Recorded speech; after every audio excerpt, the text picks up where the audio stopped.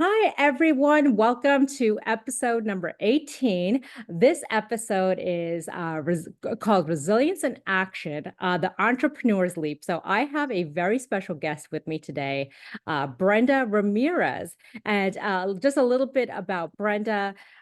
Brenda is a Latina, 50-year-old. I don't know if age matters, and actually, age doesn't matter. So, I'm not going to mention this. But Brenda is Latina from my great state of New Jersey. And Brenda has made honestly, a remarkable impact through both her roles as an entrepreneur as well as a philanthropist. And for those of you who know me, I absolutely love any philanthropic efforts. So I'm a big fan of Brenda's already.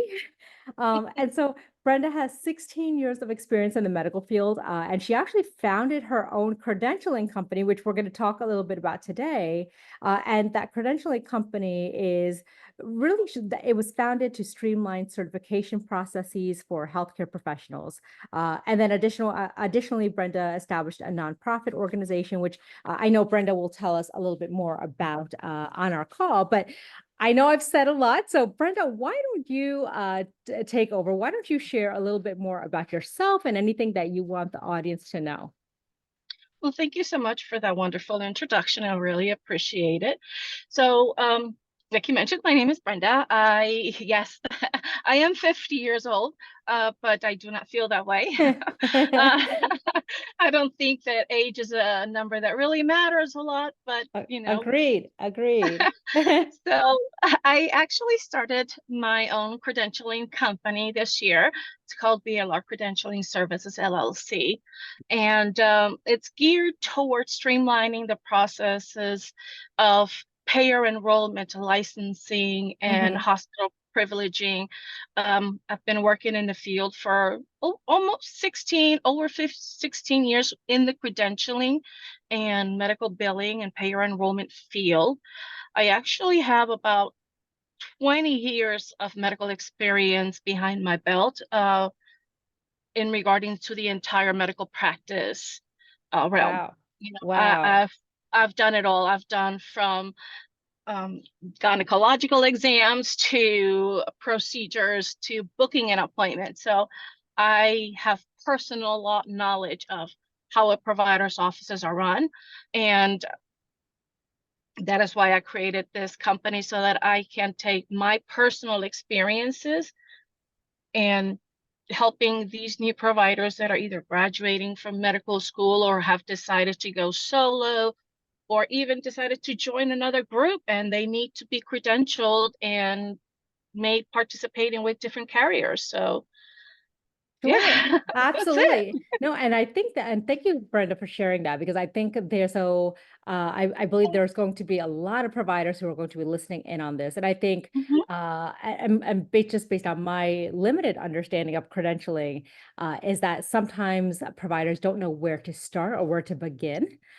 So I know that a lot of folks that are listening in are going to hopefully get a lot of value from this conversation. Hopefully, are going to reach out to you to obviously take your experience and apply it to their business. So I think you kind of touched on what I was going to ask next. So I was going to actually ask you, so what motivated you to take the leap from, working within the healthcare credentialing field, as an employee to starting your own business? So you touched a little bit about, what kind of motivated you, but are there any additional motivating factors that really spurred you to open up your own business? Yes, well, definitely. Again, from having this experience from both the clinical side and the insurance side, I have new ideas and I'm trying to come up with these new processes that Hmm. I feel that I should use them myself to continue to elevate myself and those that are around me to just make it a lot easier, make it more streamlined, have there be a lot less of the middleman and continue to give the providers the services that they need so that they can continue to provide good medical care to the patients. And at the end of the day, that's what it boils down to. You know, you have a doctor that wants to see a patient that's coming in, but unfortunately, either the patient pay if the provider is not participating with that insurance, the patient is going to try to find another provider, Oh, yeah. and that's causing a lot of, delays in patient care. So what I want to do is take my knowledge that I have in all these years to help that, not only the provider, but also the patient as well.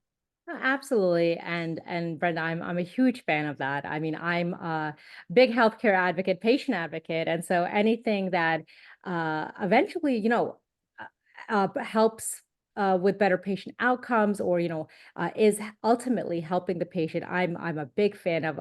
And I like that you mentioned you want to take away, some of the stress and streamline the processes for these providers so that they could do what they do best, which is again, healthcare, right? And providing Right. for the patients that they're caring for. Yes, Yeah, definitely. I think absolutely. it's very important that that patient doctor interaction is not interrupted by something as simple as, oh, you're not participating, you can't see that patient. Yeah, absolutely. And I mean, I am so grateful for individuals like you because I mean, I know in right, in my own health journey and as a patient who uh at one point had a chronic illness. And I say one point, so for folks that are listening, I had a successful stem cell transplant and have been in remission with MS for 8 years. And so that's why I say one point. But I know Amazing. yeah, thank you so much, Brenda. Thank you. And that's why, I say individuals such as yourself who are really removing the provider burden, ultimately are helping patients like me who, who have had to switch providers often because of, insurance concerns. So again, Mhm. thank you so much for what you do. Yeah, Uh, it's my pleasure, and I'm hoping that I can continue to participate in that doctor-patient relationship. Absolutely, absolutely. And can you share, so Brenda, right? So you opened up your own business, which congratulations, because I know how I know number one, that is such a risk, right? That is it can be so challenging. But can you share maybe some of the biggest challenges that so in starting your own credentialing business, what are some challenges that you've faced so far in building your business from the ground up? Well, I think that we can all say financially, that's our biggest hurdle to Yep. come through. I think that is something every entrepreneur can say is like, I don't have the money to get started. Um, but other than that, it's been about making sure that I have the correct uh, people next to me that Mhm, are have the same mindset that I do of wanting to provide that service to the providers, um, connecting with banks and insurance companies that understand my mindset and mhm, that it's not about the dollar sign, it's about getting the job done properly and correctly the first time. So, yes, aside from financially, mhm, that's been one of the biggest challenges. But again, surrounding myself with like I mentioned, banking, insurances that are aware of my need. And I've had to do a lot of research myself, this insurance and that insurance. And I'm talking about liability insurance. And, mhm. obviously you have to be fully insured as you have a business, which was part of the research that I had to do. Yeah, absolutely. No, and I couldn't agree more. I mean, there are several. I think it's so nuanced, right? Having your own business and having to uncover what are all the different things that you need to do. Hmm. But right, but I love that you mentioned, getting some of these providers, maybe or and even team members, right? Eventual team members to understand that it's not Correct. about just the money and cutting corners. It's about doing the job and doing it right and doing it well. Yes, Right? Um, correct. and so no, we are absolutely on the same page. And so you're also, Brenda, and so for folks that don't know, again, you have a lot of experience in the nonprofit space. And so I just think through your and again, I don't want to talk for you. So if you would share a little bit more about some of the work that you've done. I feel just from what I know about you, you are not only are you such a great contributor to society with your philanthropic efforts, and even with the work you've done in credentialing as an employee, as well as now starting your own business. But I think a lot of these things have made you incredibly resilient, right? So in dealing with maybe some of these obstacles that you're saying, or these challenges that you face in opening your own business, so what role in your mind, what role has resilience played in overcoming maybe some of those obstacles during this journey as a first time entrepreneur? And I hope I'm not wrong in saying that, first time entrepreneur. uh No, you're correct. okay. Okay. It is my first time starting my own business. I've always been an employee. So you are correct in that statement. Okay. And so what role do you think resilience has played? Because I do think, right, to start your own business, you absolutely have to be resilient. Because I think there's going to be times, and there may have already been times for you. I know there definitely have been for me, where Mhm. you get knocked down, and you think to yourself, "Oh my gosh, am I doing the right thing? Did I make a huge mistake?" It's 100% correct. It's at those times where you're like feel so overwhelmed that you're like, I'm just going to throw my hands up and give up. But having that mindset that, you know what, this is just a bump in the road. Take your challenges one at a time. Consistently be your own biggest cheerleader. That is something that a lot of people forget. Oh, I need somebody cheering me on in my corner. I'm like, yes, that's great. But knowing and having that mindset that you are your own biggest cheerleader and you have to pat yourself in the back and talk to yourself. Have conversations, with yourself saying, you know what? Okay, so this didn't turn out the way that I wanted to. What are my options? Working with my nonprofit and my kids, I always tell them there's an entire alphabet. If plan A doesn't work, you got all the way to Z until Hmm. you make it work. So don't let that bump in the road stop you.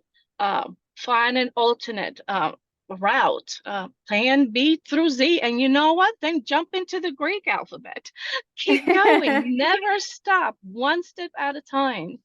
Yeah, no, I couldn't agree more. So obviously we're not on camera, so you can't see me, but when you talked about being your own best advocate and and talking to yourself, and yeah, it's great to have people support you, but you have to believe in yourself. You have to advocate for yourself. I was sitting here doing a fist pump like, yes, yes, because because I feel the same way. I'm like, Yeah, yeah, it's great to, have people who advocate for us and who support us. But honestly, we have to love ourselves first. We have to advocate for ourselves first. And then, all the other support that we get from external sources, in my opinion, is just icing on the cake, right? exactly. Perfectly Exactly. worded. And so what advice, Brenda, would you give to someone in the healthcare industry who's maybe considering starting their own business? Do you have any advice for some? Because I know, again, that there are some folks on my LinkedIn, and maybe some even folks who are going to tune into this on Spotify or YouTube, who either work in healthcare as an employee, or maybe already have their own business and maybe are thinking about starting a new venture. So, any advice for those individuals? Do your research. Make sure that you know your target market, and surround yourself with like-minded people that are going to help you succeed. Um, Make sure that you leave yourself room to shift gears. Don't let the little things stop you from moving forward. And a lot of us, we can handle the big problems, the big issues, but when something small, what they say, that little pebble in the shoe, don't let that little pebble stop you. Do your research, surround yourself with like-minded people, and don't let the small things stop you. The big things, most of us can handle. It's the little things that will throw us off every single time. Oh my gosh, great, great advice. And again, I couldn't agree more. I think I think something that a lot of us maybe suffer from, and I know and I'm definitely one of them, is perfectionism, right? Where we think, okay, well, Mhm. I can't get started yet because things aren't perfect yet. I don't have the right funding or the right resources or the right tools or the right location, et cetera, et cetera, et cetera. I think sometimes these challenges or things that we see as obstacles, sometimes which are sometimes truly are small. And I'm not saying that financing is small or location is small, but things that are sometimes small, they prevent us from moving forward. So I think that is absolutely great advice. I remember, Brenda, so when I started, right before I was starting this podcast, I had just severed or I had just ended a relationship with a company that I was working with. And I remember I was speaking to Melody, so Melody being my best friend, and as you know, Melody, um, Yeah. Melody and I were speaking, and I was honestly, I was bored. I've worked since I was, gosh, since 10. I mean, starting from delivering newspapers, and I was saying to Melody, and did you do that too? Yes, Yeah. yes. Oh, yes. I love it. I love it. And Melody and I were talking, and I said to her, I was like, Mel, I was like, I don't know what to do. I was like, I'm bored at home. I was like, I need to do something. And she says, well, you've always wanted to be in radio. Why don't you pursue that? And I said, well, given where I'm at in my career, that would be a big jump. And I don't know if, that's a huge risk. And I don't know if I'm willing to do that. And then she said, well, you've also talked about starting a podcast. Why don't you do that? And I said, yeah, but I don't have the equipment. I don't have the right location. Again, all those, honestly, they were excuses, right?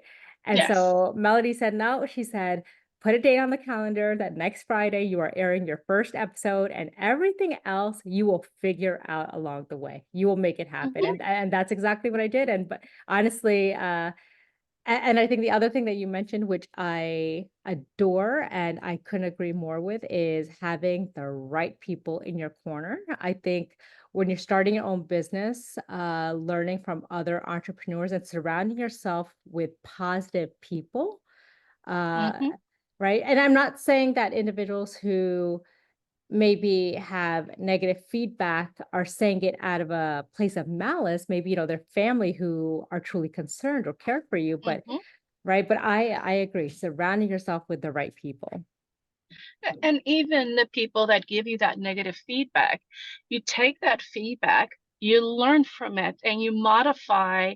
So, because if one person gave you a negative feedback, there may be other people feeling the same way. So you can take that feedback, learn from it, and adapt to be able to continue to move forward in the right direction. So it's all about adapting and learning how to shift. It's Um, like a football game, you got to learn how to shift to the left, to the right, and that's how you move.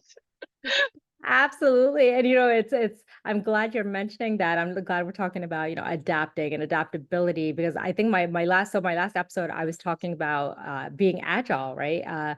Hmm. Using agile methodologies and principles actually to manage health conditions. But I think being agile in our life is absolutely imperative because, yeah, like you said, right, things aren't always going to go the way that we planned, and that's okay. But it's about having maybe a plan B, plan C, plan Z, a Greek alphabet, having, but There you go. right, knowing that Yeah, you have to pivot.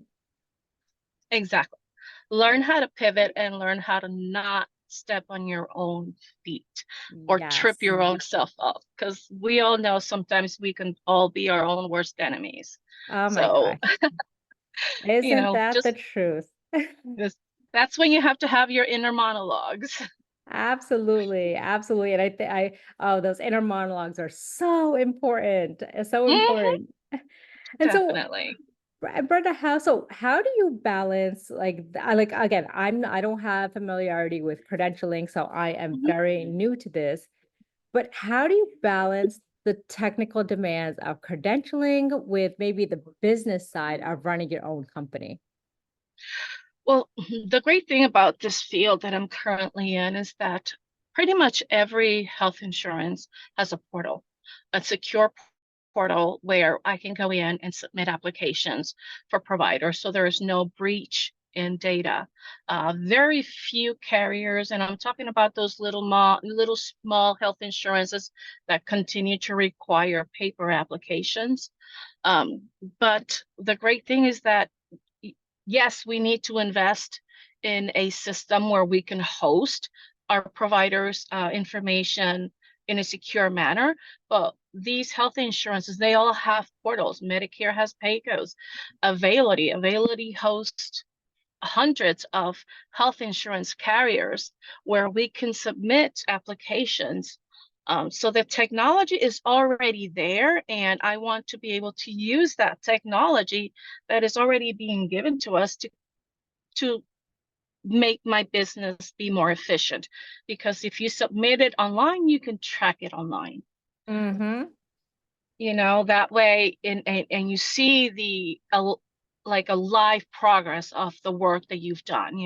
It tells you the application has been received, it's being reviewed, it's in processing, it's in auditing stage, it's in front of the committee for approval, or maybe it's sent back with a development because they need additional information, or they need clarification on maybe the provider specialty. Mm-hmm. So the technical demands of it, I am blessed to say that it's already in place. Uh, And I plan to use every avenue that is out there to be able to achieve my goal. Absolutely. And wow. Thank you for sharing that so very much. And so what are some strategies, Brenda, that maybe that you've used to stay resilient and really maintain your vision during tough times? Because I'm sure, again, I know a lot of us, yeah, entrepreneurship is great, and I can't tell you how many people have said to me, "Oh my gosh, you're so lucky! You have your own company now, et cetera, et cetera." And it always makes me smile because yes, it's nice to work for yourself and to maybe have that freedom, but there are challenges, right, that come with it, and Mhm. there are roadblocks, and you are going to go through tough times. But what are maybe some strategies, Brenda, that maybe you've used to stay resilient and to maintain your vision and to know, look, yes, I'm going through a tough time, but this is the end goal, and that I need to stay focused on that goal. Correct. So one of the things that I've done, and my team members that are, like I said, we have that people that are cheering you on and you need to surround yourself with. I set daily goals for myself. Today I'm going to go in and design a website, and Mm-hmm. go in and decide daily goals, small goals. Every every day set a goal for yourself, um, and take it one day at a time.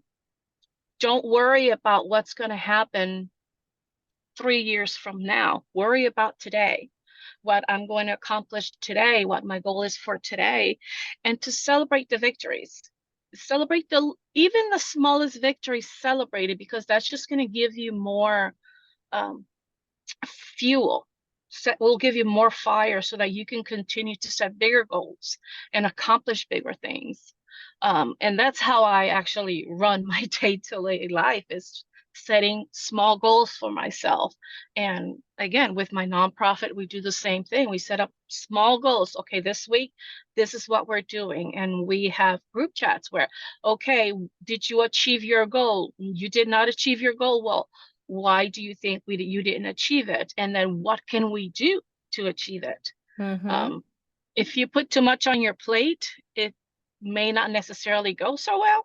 So set yourself small goals and Yes. celebrate the small victories. Absolutely. It's funny, Brenda. I'm sitting here smiling because I feel like, in a way, I needed this conversation maybe just as much as you did. Because you said, small goals, and and sometimes you don't want to take on too much because I know. So a lot of what you've said has made the project manager in me very happy, has made the scrum master in me very happy. But I think, again, you kind of reinforced what I know to be true, which is, if you take on too much, yeah, set small goals and celebrate victories, but also, don't overwhelm yourself, because I know I have a tendency to do that. I have a tendency to take on much more than I Mhm. can handle, and then I get burned out. But I like your approach of, setting and and I that's something that I've done as a scrum master, setting small daily goals, just not just for me, but for my team.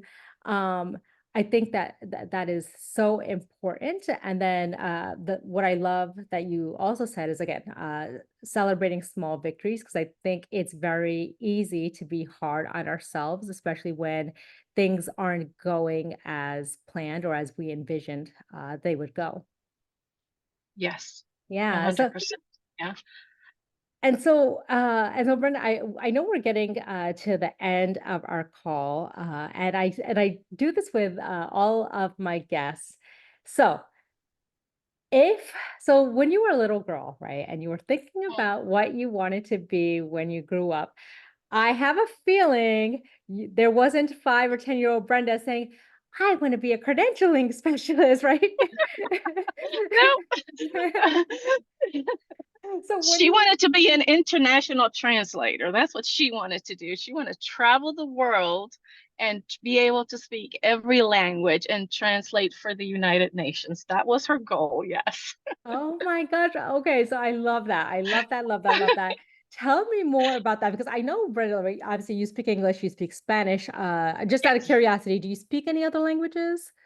Um, some different lingos in different Spanish. Obviously, we know Spanish. It's just they say it's, you have good English and bad English, but Mm-hmm. Spanish, there's different dialects. So I do know that. I know your basic ASL, American Sign Language, a little bit Portuguese, not a lot. I'm not very fluent in it, but I can maneuver a conversation.